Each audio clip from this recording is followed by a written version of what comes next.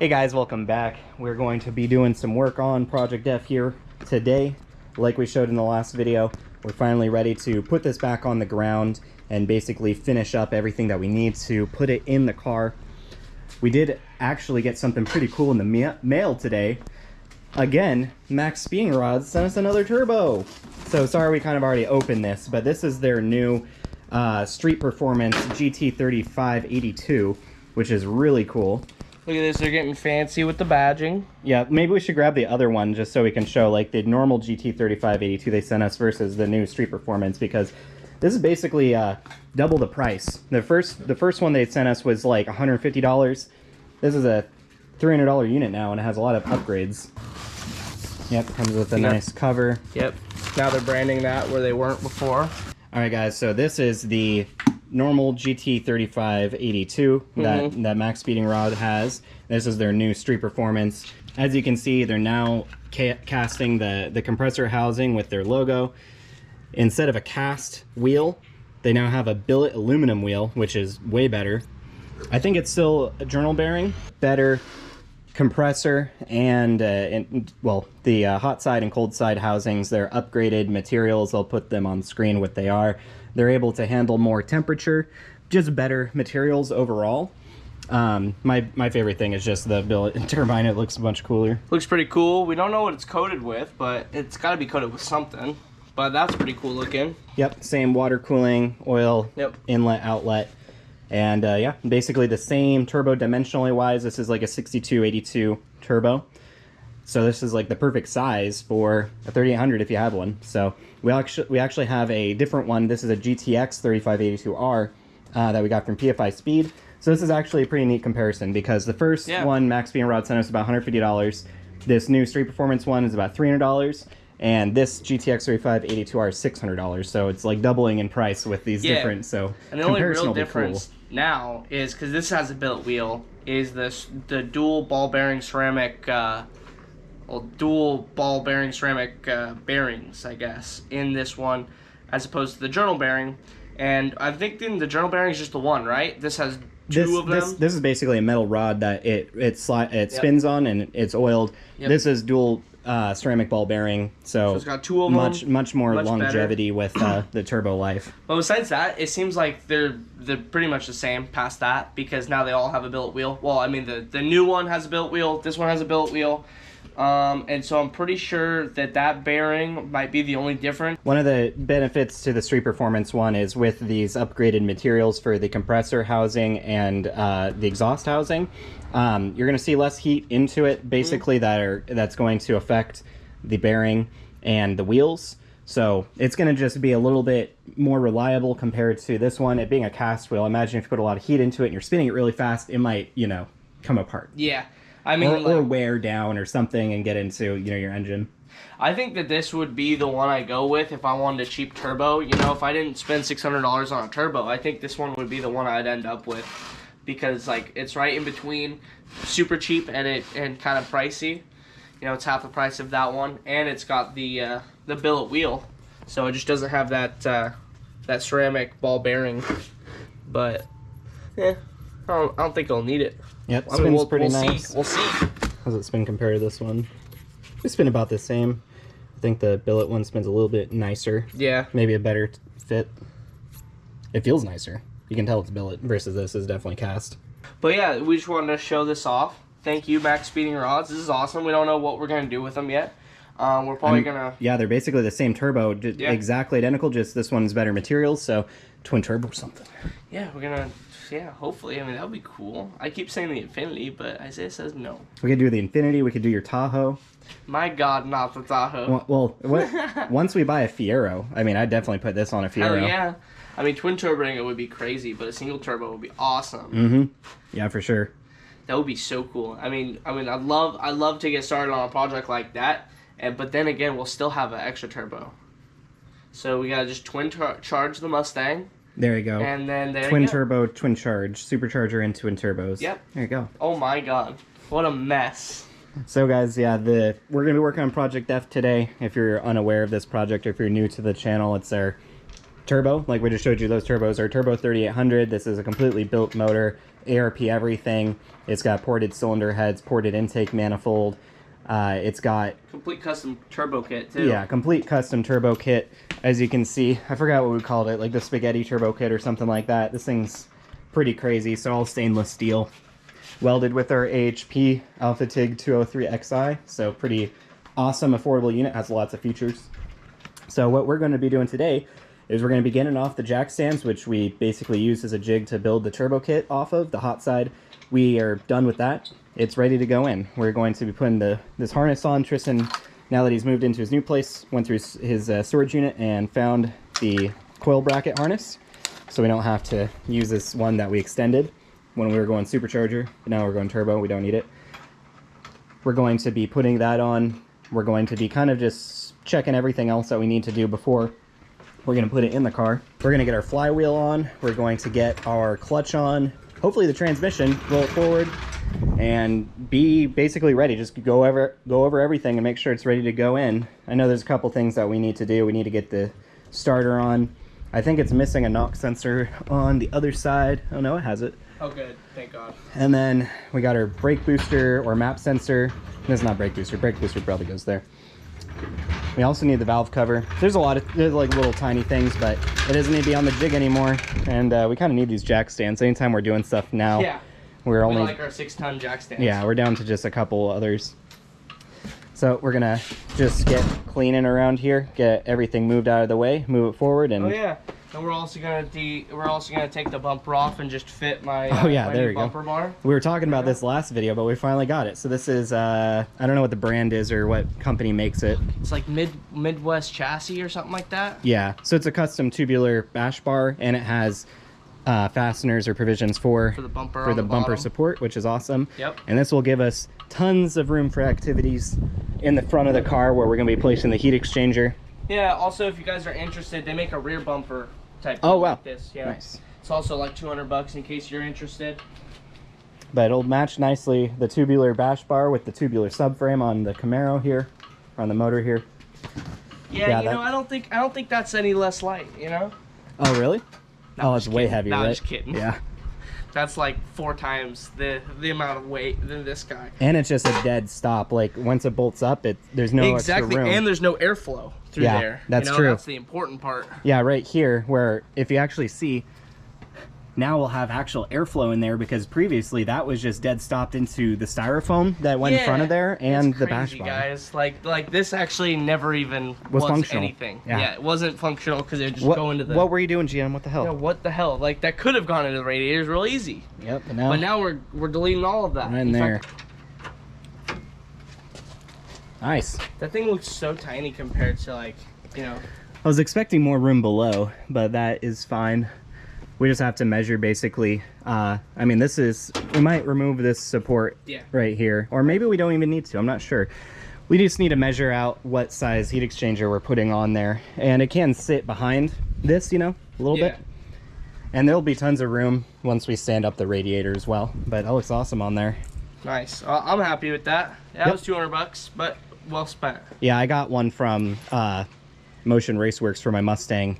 And it's not as fancy as having like the, anything that might fasten anything to it. I don't think it really needs it, but it was thicker and it bolts on 4 places. It says 2. But I mean, that's all you really need. It's just lightweight. All right, guys, we're going to get this together, and then we're going to start putting the wheels on, get this on the ground, take the turbo kit off, whatnot. Before we continue, I just wanted to ask you guys to leave a like down below, subscribe to the channel if you want to see more of Project F here, getting this thing turbocharged, get it all running. Definitely leave a like down below, comment. We'll be right back. All right, guys, I got the front tubular bash bar on. I flipped them so the washers are on this side. I also added washers to the other side because the nuts were a little bit too small, and it would tighten, but it was definitely not as sturdy as it could have been. It was going to go into the slot, so just put washers on both sides, and this thing's sturdy. It can like rock the whole car, but I can knock it off the jack stands with that thing. But Tristan got the wheels on. Yep. Got everything cleared out of the way. We're just gonna take off the turbo kit. I guess you need to disconnect the oil, feed, and drain. We originally bought the oil, feed, and drain, and we could have just made our own now thinking about it, but I went and cut it up and shortened it so it's, you know, custom length for what we're using. They're way too long to use them from what we bought, so we should have just, you know, made them from the beginning. Yeah, especially the drain. Yeah, the drain's a big -10 AN. The only problem I see with it is it kind of comes in contact with the feed right there. We can relocate the feed to something else, like maybe at the bottom or something. I don't know if it'll be a problem, really. It might rub. We can maybe put something over that. I mean, technically, we can move it out of the way more like this. Oh, okay. Maybe we could put some like wire conduit. Also, I did route this line over this before, but it was sitting on it, so I don't know. But we're gonna go ahead and take this off now. Oh yeah, the drain I bought for this thing is really cool. It's a O-ring style, so no stupid gasket, no stupid RTV. It's just an O-ring on the drain, so, and it's replaceable. You remember what I think it's yeah, mazworks.com. That's where I got it. Thank you. Yeah, I want to put studs on these instead of using bolts that go through. Studs will just clamp it better. And then also we're not going to mess up the threads in this thing because it warped a little bit when welding. So I don't want to have to keep taking them in and out, you know. We also need new bolts for the exhaust flange, because these guys are a bit too small. I had to put some washers on them. Are you using a 17? Yeah. Oh, it's getting stuck in there. Oh, fuck. Nice, because I got squared. My goodness. There we go. Yeah, maybe use a stubby one. Yeah. A stubby 17. Oh, by the way, guys, we still have our transmission here. This built transmission, 4T65E. It's just in this box. If you have a 04 Grand Prix, buy it. You know, it's fully built, 300M input shaft. It's got the 7/8" single chain. It's got a 293 gear ratio reduction. It's got all Sonax parts. It's got shift kit. It's a ZZP full overhaul master kit. And I think I'm missing some things. It's got a lot. It's also a 97 to 03 Grand Prix. So any of that body style will work perfect for it. So buy it, guys. All right, guys. So we have everything on here. It's got the wheels tightened up. What we're going to do is we're going to lift this boy up and hope it doesn't fall forward, because it is a little bit, well, no, it's actually back heavy mainly. So we're just going to do this. If it falls, you know, it's kind of where we're at here. So let's get you guys set up.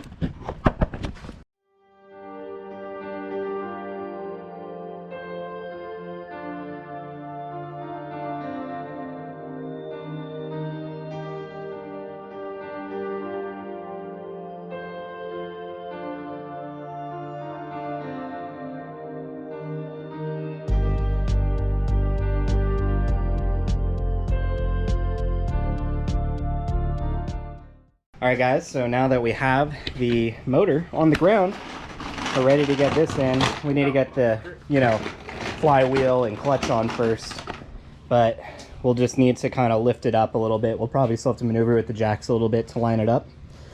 Once that's on, it'll be on its two wheels, and then it'll be on a dolly. So it'll be easier to move around. It's nice getting back to this point instead of it just being on jack stands, because that means progress is being made. Alright guys, we're going to go ahead and look for the bell housing bolts. We'll grab the clutch and whatnot. It's in a box over there. We've got this on and get it bolted up.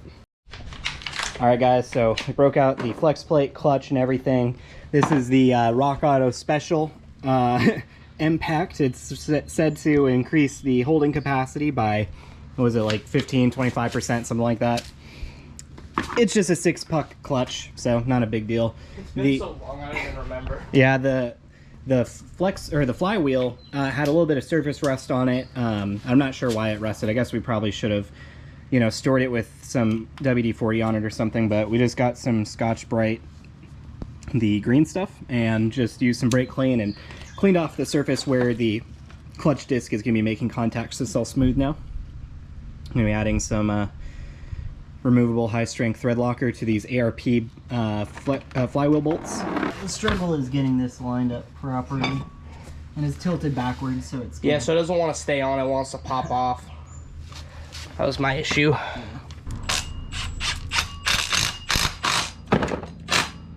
Nice.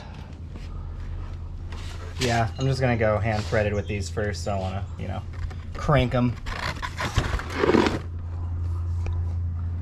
Then we'll do a star pattern. I believe it was 45 foot-pounds for these. Don't want to exceed that, obviously.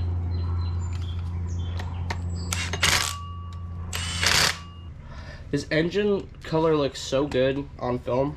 I mean, like, it looks good in person, but it really shines on film. I love that. Yeah. In fact, it almost looks like Wyatt's truck. His engine, you know what I'm talking about, his diesel. Yeah. It almost looks like it's the same color. And so I've seen thumbnails, and I'm like, wait a minute, that doesn't look like my engine. And then I look closer, and I'm like, oh yeah, it's not. But your thumbnails are kind of similar to how Kyle does his thumbnails. Yeah. So it made me think. It's all about that thumbnail game. Yeah, it is. So it made me think that it was a jury rig video. Yep. So I'm gonna go ahead and grab the digital torque wrench, or AC Delco unit, and I'm gonna torque this guy down. I think we'll just, I don't know how we'll brace it exactly. Hopefully it just doesn't turn over, you know, when we go. Yeah. And then if it does, we'll probably just get a pry bar or something. Yeah, not a big deal. We'll be back. So guys, we're torquing them to 45 foot-pounds. Yep. What I found on the internet was saying 11 foot-pounds and then plus 50 degrees.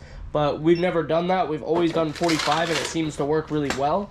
And then I've also seen some that said 29 the first pass, and then 55 the second pass, which is just 75 the second pass. Way too much. That'll snap these bolts.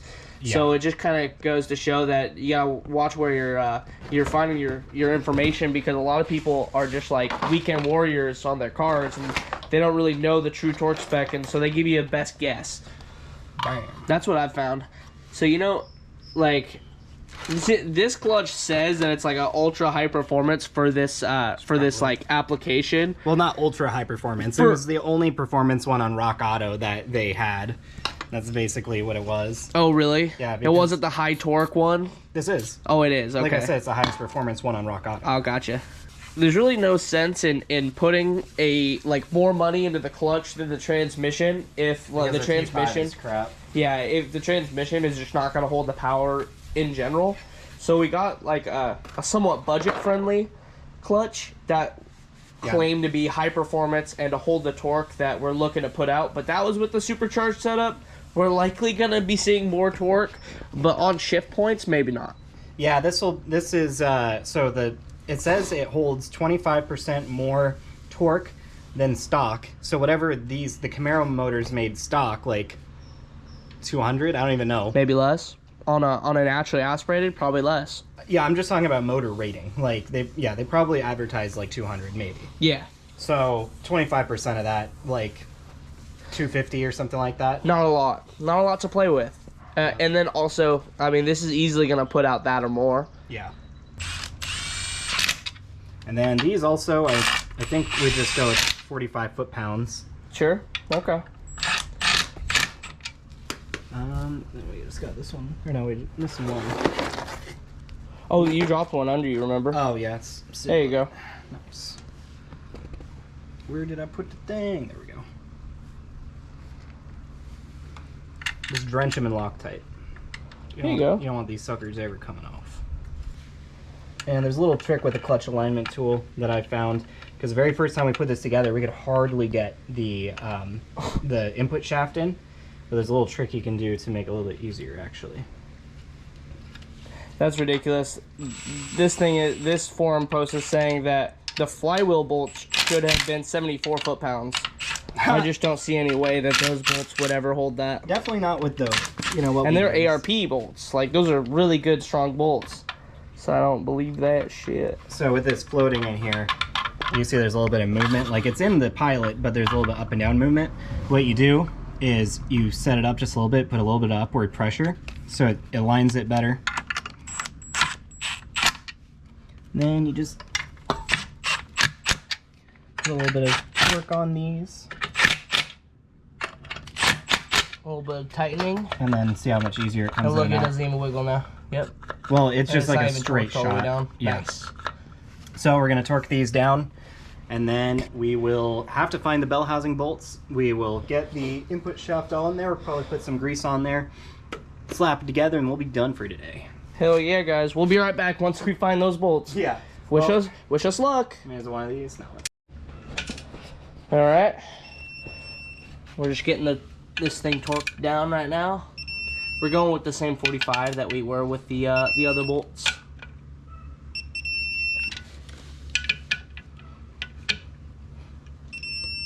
We also found the belt housing bolts without actually much trouble, which I was impressed. It was surprisingly painless. Yep. We found it in like just 1 or 2 minutes, so you know I'm pretty happy about that. Usually all the bolts take a while. That's like our longest time expense here. Yeah, and then look at it. Perfect. Yep. In and out easy. Super Just easy. how you want. Just slides in. It's all lubed up, just slides in and out. All right, so next step, getting this guy back on here. Yep. Yeah, like Tristan mentioned, we found all of the belt housing bolts, so should be really easy. You might want to take it off the dolly. I'm not sure. We might prop up the. Yeah, we should prop this up. Maybe Yep. get a block of wood under it or something. Yep. Here, guys, I'm gonna have to set you down, so I'll be back.